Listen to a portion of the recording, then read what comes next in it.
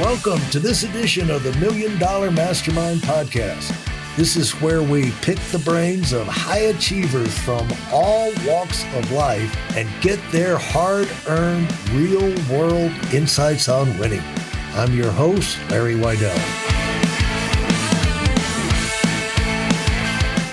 I'm talking with Tanya Dalton from Asheville, North Carolina. Hello, Tanya. Hi, how are you? And we go Tanya or Tanya? Tanya. Tanya. Okay. And so how long, you've been in Asheville for about 10 years now? 10, 12? Little over 10 years. I've been here since 2012. And came out of Dallas. Yes. Right. Lived in Dallas for a long time. Mm-hmm. And it's nice to switch things up, isn't it? I mean, every now and then you need, it's nice to have another place to go and meet new friends and get in a new climate, even if it's a vacation home or something like that, Absolutely. Yeah. I think change is so good for us, right? It's getting out of your comfort zone. And I made the choice to live in Asheville. I have, as an entrepreneur, I have all kinds of freedoms. One of those freedoms outside of time freedom and financial freedom is location freedom. I can do my job wherever I want. So why not live where I want to live? Why torture yourself? You're only going to live once. That's why I came to the conclusion about resorts. Like, I don't want to go to resorts. I want to live in resorts. I want to walk out my front door and I want to be in a resort. And so that's why I'm in Palm Beach and Aspen, half and half. I go back and forth. So that's a good way to go. It's just a matter of what you like in life. And that's the free, you pay a price to be an entrepreneur, but there are incredible rewards. So why not exercise them? And you should, because it puts you in a better frame of mind. So when you're doing your business, you're at your best.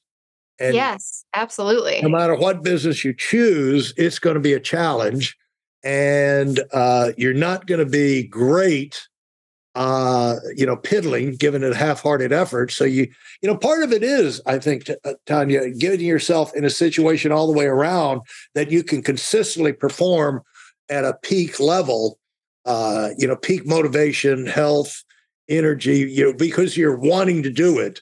But you got to do that for yourself when you're an entrepreneur. Have you learned lessons on that? Oh, without question. Without question. I think everything is a choice. I like to say that really how you wake up, how you move through the world is 100% a choice. I can choose to either say, oh, I have to go to work. I have to do these things, or I get to go to work. I am lucky enough to get to do these things. And it's the same thing with where I live or what I eat or what I do throughout the day. All of it is a choice. And you do have to really motivate yourself, especially if you're an entrepreneur, because you don't have somebody standing over you saying, hey, you got to make sure you do these things, right? So honestly, having that mindset of shifting the way that you think and really seeing that we do have so many opportunities, whether you're an entrepreneur or not, we all have thousands of choices throughout the day. It's just actively choosing to see the choices. That's the first step. Right.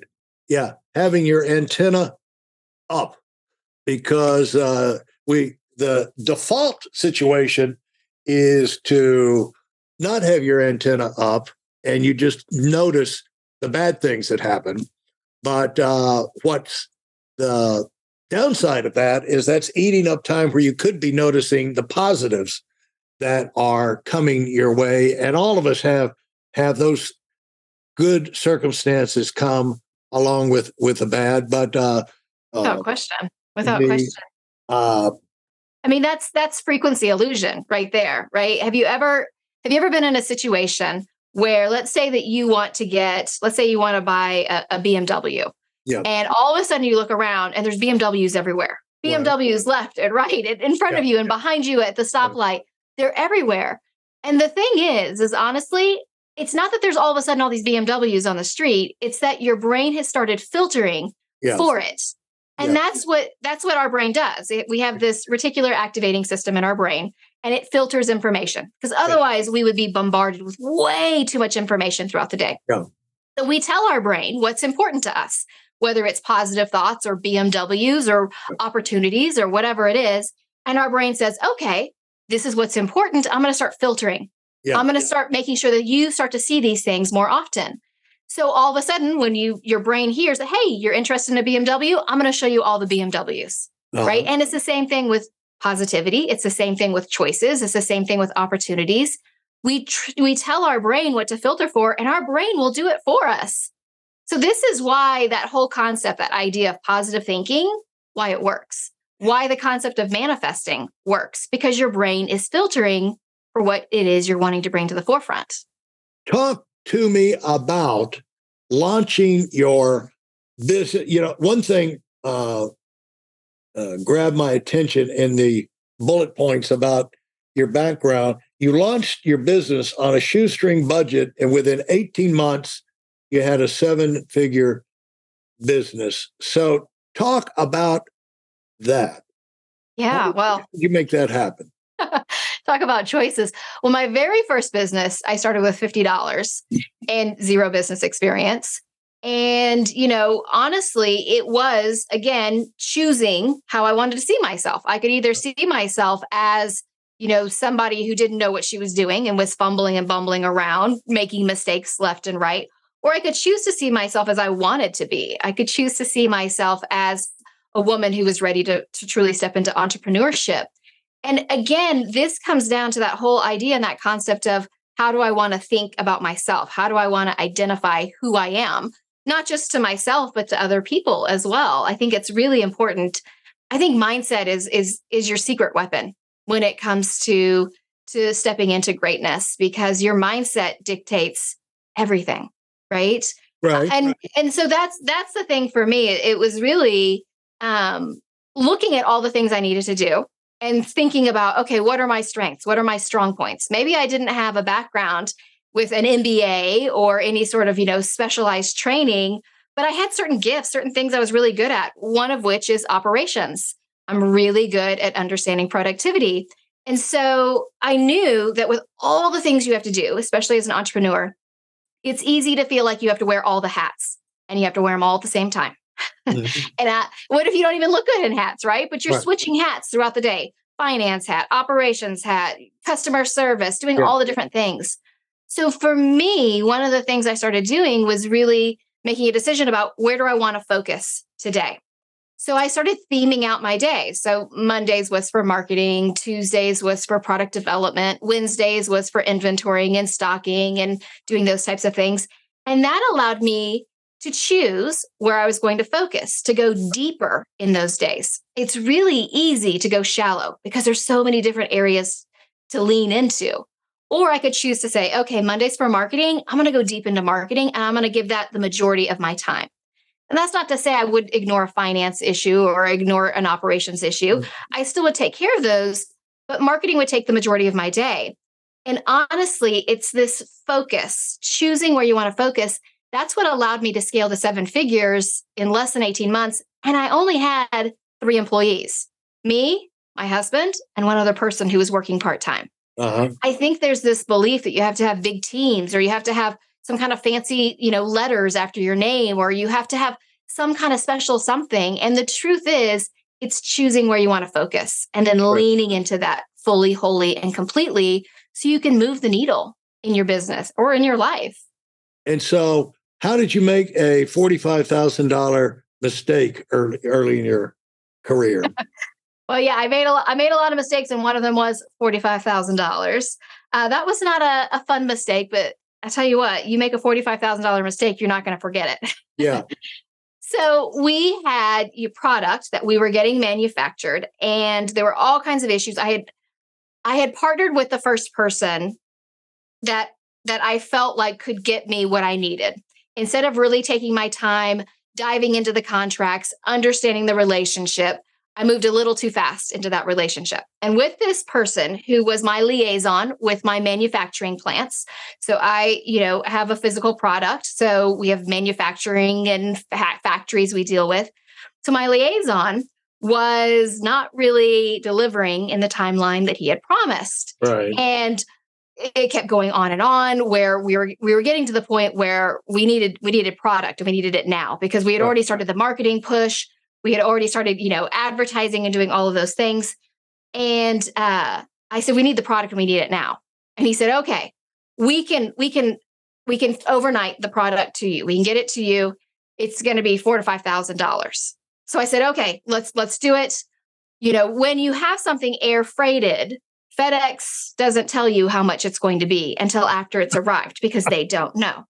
So the product arrives, we start selling it, we're moving on, and a week later we get the bill, and it's not $425,000, $45,000 for the product. Oh. And it was, at that point too, especially when you're starting off your business, you're not on a shoestring. You're barely, there's not a shoe to be had, right? Every penny you are pinching as tightly as you can. And I was lucky because I had an Amex, and I called Amex and I said, here's my situation. Can you help me out? And they were like, yep, absolutely. So Amex was a great partner for us, making sure that we were able to pay this bill. But honestly, if I hadn't said yes to, okay, I'm going to pay this freight bill, we would have been dead in the water. And a lot of times you have to make the risk. You have to make the mistakes.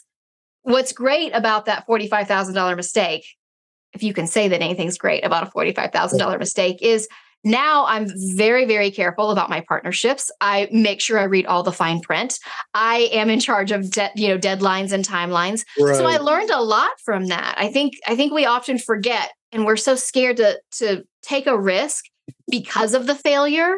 But the truth is, because of the failure, you succeed. Yeah. We should all be striving for some sort of failure rate in not just our businesses, but in our lives in general. If you're not failing, you're not trying. You're not sticking your neck out. You're not stepping out of your comfort zone. You're staying where it's safe. You're staying where it's easy. And you're not going to scale and grow the way you want to. So actively seeking out and setting an expectation of, okay, we're going to have a certain number of failures, and setting that as not just something that could happen, but as an expectation, I think is a really important thing when it comes to mindset as an entrepreneur, as a business owner. For those of you who are sick and tired of fooling around and are dead serious about wanting to move up fast, I've got something especially for you. I've combined the best insights from over 40 years in business and making $70 million in income and compressed them into a free webinar. That's right, it's a free resource.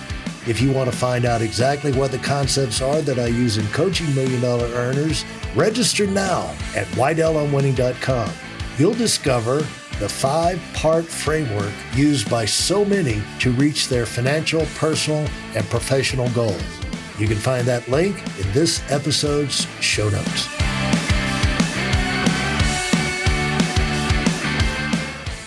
Also, it makes it inevitable that you're a lot tougher cookie to deal with when people miss deadlines. Oh, yeah, without question. In the beginning, you're very understanding, and, you make friends with everybody, and it's not your job to be everybody's friend, especially people who don't, because basically they're stabbing you in the back, but you don't see it like that. It's like, I can put up with that. It's just like, business is dropping the ball in a friendship is one thing. Dropping the ball in business is an attack. It's a whole other thing. And yet we do that a lot of times, not just with our partnerships or with vendors, but also with our team, where we justify, we make excuses, we say, okay, they're having a tough time, right? Right. All of these things are important to understand, that the people that you're working with when it comes to business are here to support you, to support the mission behind what you're doing in your business. And if they're not supporting you, what are you doing with them? Right. Yeah. Yeah. It's you're either positive. There's no such thing as neutral. You're either a positive or you're negative. There's no such thing as neutral, somewhere where there's no cushion, for people to just kind of get away with things and miss deadlines. And, because that's really the price of being a contractor on your team, is that someone that you can rely on pretty much 100% of the time. And that allows you to go do what you need to do and make other commitments. But then it becomes a daisy chain of dominoes falling backwards when they cause you to miss deadlines, and then your goodwill is damaged. And so as you started out, what got you to the point to where you're starting businesses?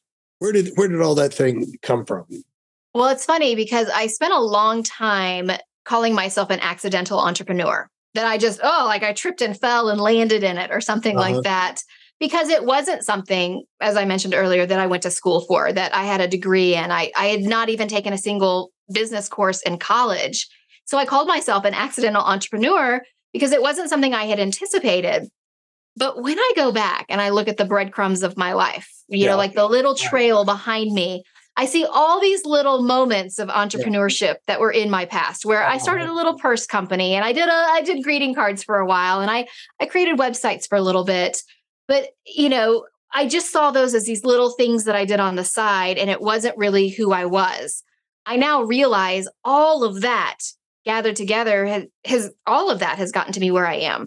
The big things, the little things, all of it together. But I really didn't know I was going to step into being a big business owner, being an entrepreneur, until I had a conversation with my husband. My husband, he worked for international companies, Fortune 500 companies doing international marketing. And he would leave our home in Dallas, Texas at the time, and he would buy a ticket called the Around the World ticket. So literally he would leave Dallas and he would circle the globe all the way around and come back the other side. So he'd be gone for 3 or 4 weeks at a time. And I had a conversation with him at one point where I was in Dallas and he was on the other side of the planet. And I was telling him the things that the kids were doing and what was going on in our world. And he got really, really quiet. And I said, "Are you okay?" And he said, "I'm missing everything. I'm missing all the moments. I'm missing the milestones with the kids. I'm missing all the things." And I hung up the phone with my husband that night. And I made a really big, bold choice in my bright yellow kitchen that night. I decided I was going to grow my little side hobby business that I started with $50. I decided I was going to grow that to absorb his MBA income so that he could do what he was passionate about, which was marketing, but he wouldn't have to travel and we could really have that lifestyle freedom we wanted. Yeah. And that for me was the tripwire into really stepping into entrepreneurship because to me, it was very different. All of a sudden I had what I now call a cathedral, a landmark, this big, beautiful, bright future that I'm looking forward to far off into the future that I know what it is I want. Now, how do I get there? Yeah. So this idea, this concept of running a big company was brand new to me. And here I am. How old were you at this time? Well, I'm sorry? How old were you at this moment when that phone call? How old was I? Well, that was in 2008. So I'd have to do the math because I can't even remember how old I am today. Right. Yeah. You were 2008, that many years younger. And so yes. How many kids in all did you have? And how long had you been married to get to this point? Yeah. So I got married in 2000. My husband and I have been married 23 years at this point. So at that point, we've been married 8 years and we had 2 kids who were small at the time. I mean, my son Jack was 5 and my daughter Kay was about, 1.5, almost 2. And so they were just small kids playing at my feet. And that's really how I started that first business, was with kids playing at my feet. Yeah. And I worked hard on Tuesdays and Thursdays because that was the day they went to preschool. And Monday, Wednesday, Friday were lighter work days. And then, as they got older and I was able to spend more time on business and growing, I was able to kind of shift that timeline of where I was spending my time. But even at that point, with doing that minimal amount of work, I was scaling to 6 figures. That's so how did you know to do that? What was your role model? What were you copying?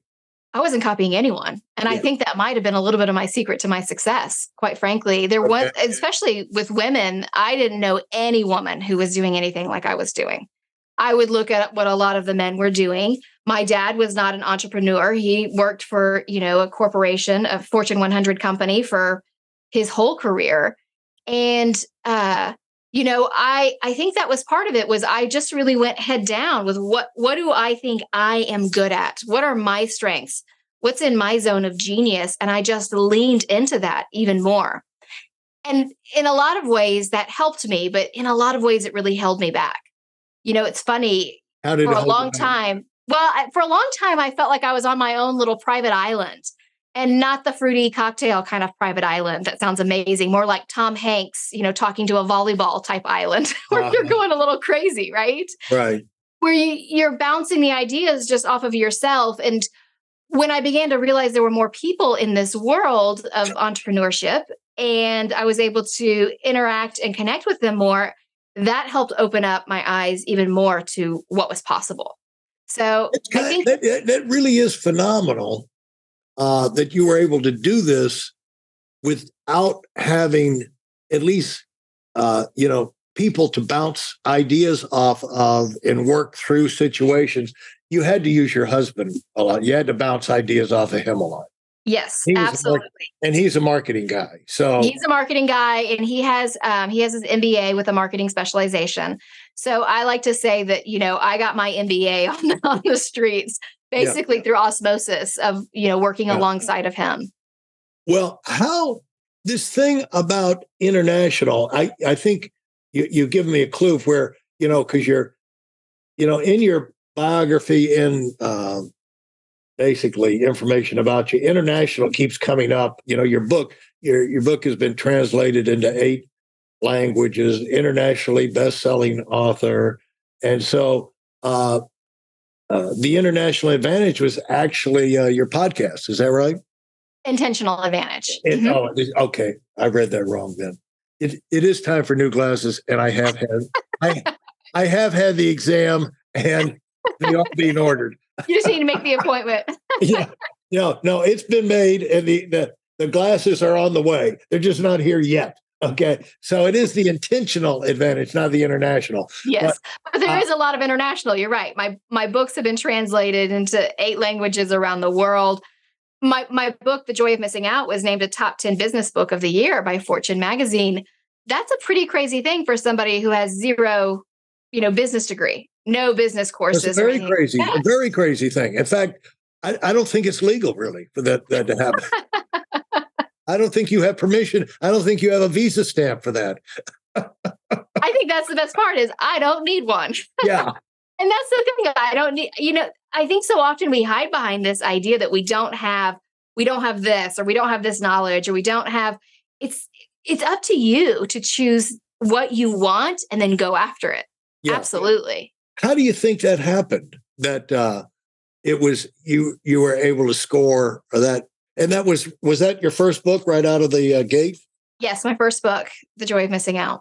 And so why do you think that, or what have you heard back from the world, the echo back from the world about why that book resonated so well and people connected with that so much? Yeah, well, I think because we've spent a lot of time in FOMO, the fear of missing out. Mm-hmm. And so that whole contrarian idea of actively choosing to miss out and finding joy in it mm-hmm. It's a very different way. It is a shifting of your mindset, because I truly do believe it's in the things that we say no to. It's choosing where you want to focus, where you want to lean and spend your time, your energy, your focus. That is where you're going to find the joy and the happiness. I truly believe that we all have joy and happiness in the cracks and crevices of our everyday life. It's just that we're so damn busy, we don't see it. Yeah. We have too much going on. And so by really deciding where you want to lean, and what's amazing is, that book was named, as I said, a top 10 business book of the year, but it's not even necessarily about business. It's about life in general and how you want to live. I mean, how you do anything is how you do everything. Isn't that right? That's what people say. And so it's this idea of you get to choose the little things, the big things, the in-between things, and then doubling down on that, really looking at those as an investment. Where did it dawn on you, or when did it really dawn on you that missing out was a good thing, overcoming the FOMO? Yeah, well, I had this moment when my kids were little where I was stirring a pot of spaghetti. And I remember because it was 4 minutes that totally changed my life, me stirring this pot of spaghetti. My husband had come back. At that point, he was still working, and I had my 2 small kids. I was starting my business. So I was doing a lot of things, starting to figure out how to put up a website, trying to do all these different things. And I'm stirring this pot of spaghetti. and I'm worn out. I'm exhausted. My kids have run me ragged. I've run myself ragged. And I hear the garage door open up. And I think, oh, John is home, which means relief. Relief. Doesn't mean I get a break. It means now I can pass the kids off to him because I can do the 10,000 other things I need to do throughout the day. And my husband doesn't come in the door. A minute passes, doesn't come in. 2 minutes pass, still doesn't come in. 3 minutes. I'm now like at, I don't know what DEFCON level, but it's pretty high. I'm pretty angry. 4 minutes pass. He still hasn't come in. And I am furious. I stomp across the kitchen. I fling open the garage door and I look at him. He's sitting in his car and he's laughing with some bit on the radio. And I was furious. I was so mad. And I thought to myself, I would never do that. I can't believe he's out there. And then I thought, oh, I would never do that. I would never give myself 4 minutes to laugh with a bit on the radio. I wouldn't give myself 4 minutes just to decompress before walking in the door. That's when I realized I was getting a lot of my value. I was seeing a lot of my worth in my doing, trying to do everything, trying to be everything, trying to do all the things, having a to-do list that was 3 miles too long. And that's really when I realized productivity is not about doing more. It's doing what's most important. Right. And if you are doing what's most important, it means you have to say no to some of these other things. That we have to walk away from that feeling that we have to do all, be all, hashtag, right? Do all the things and really lean into what is most important. And when we do that, that's when we move the needle. Now, I didn't get that lesson right there standing in the doorway of my garage. It took me some time to unpack it and really dive into it. But I realized that's not who I wanted to be. I didn't want to be that woman at the end of the day who was worn out, exhausted, frustrated, going to bed and thinking, I should have done more. Why didn't I get more done? Even though I was busy all day long. Yeah. I wanted to figure out what was most important to me. What did I really want to say yes to? Which means if I'm going to say yes, I got to say no to some other things. And that's really where that started to click for me. And I began to figure that out. Thanks for listening to the Million Dollar Mastermind. If you felt there were any valuable takeaways from this episode, please take a minute and leave us a 5-star review. Your feedback is important and really helps us get the word out to a wider audience. Remember, we have a valuable webinar that is absolutely free. Register for it right now at weidelonwinning.com. Thanks for listening.